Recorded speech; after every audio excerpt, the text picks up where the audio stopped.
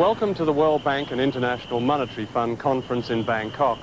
The aim of the conference is, and I quote, to find ways of eradicating poverty all over the world. Alas, there are contradictions. You see, most of the delegates are bankers. Now, this is not to suggest that bankers don't care about poor people.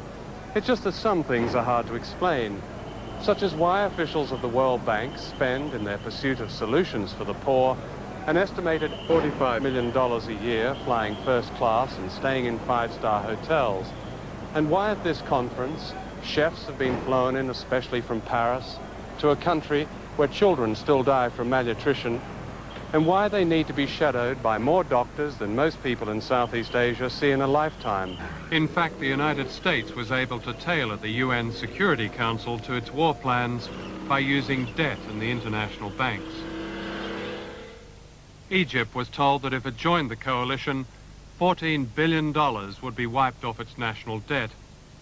And Iran, reported Reuters, was rewarded for its support of the United States with its first loan from the World Bank since the 1979 Islamic Revolution. The day before the ground attack, the bank approved a loan to Iran of $250 million. And China received the first World Bank loan since the Tiananmen Square massacre, just 1 week after the Chinese foreign minister met President Bush at the White House. Outside the bank, Syria was promised a $1 billion arms deal brokered by Washington, and a photo opportunity was arranged with President Bush. An international terrorist was suddenly an old friend. The vote of the non-permanent members of the Security Council was critical. Minutes after Yemen voted against the resolution to go to war, a senior American diplomat was instructed to tell the Yemeni ambassador, "That was the most expensive no vote you ever cast," meaning that $70 million in American aid to one of the poorest countries in the world would be stopped. The use of debt in bribing the coalition was nothing new. Manipulation of the World Bank was documented in the early 1980s in a secret US Treasury report. The United States, says the report, is capable and willing to pursue important policy objectives in the banks by exercising the financial and political leverage at our disposal. In other words, the US is able to impose its will on the World Bank.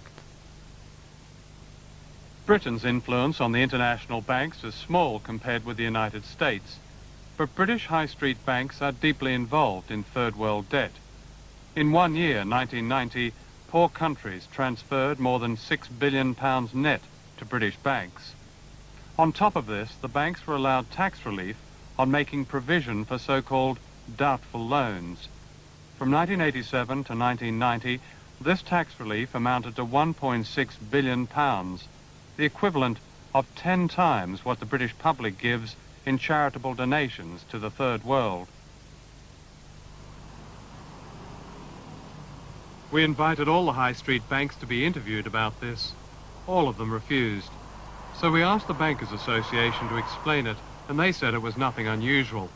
As in all business debt, they said, the tax relief would have to be paid back when the principal loan was paid back. In the meantime, the banks can keep the tax relief and still demand interest payments. And this constant demand is true also of the IMF and the World Bank. Given that most countries do have enough resources to provide for their people, why should they have to tolerate a system that forces parents to watch their children die slowly, like the children of Eddie and Teresita in the Philippines? Indeed, why should the burden of debt fall to those least responsible for it? At the other end of the scale, why should British high street banks get tax relief of more than £1 billion just in case loans are not paid back? That amount of money would immunize 400 million children against preventable disease.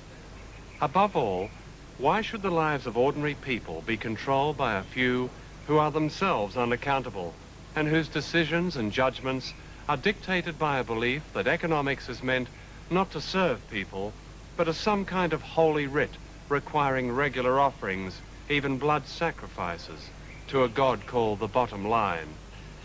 The debt of all poor countries accounts for less than 5% of the loans of commercial banks. If the debt was cancelled unconditionally, the banks would hardly know the difference. If it's not cancelled, the scenes shown in this film will endure, and people may take it no more, and perhaps the debt war will no longer be silent. Is that the kind of world we are to give those children who reach the 21st century?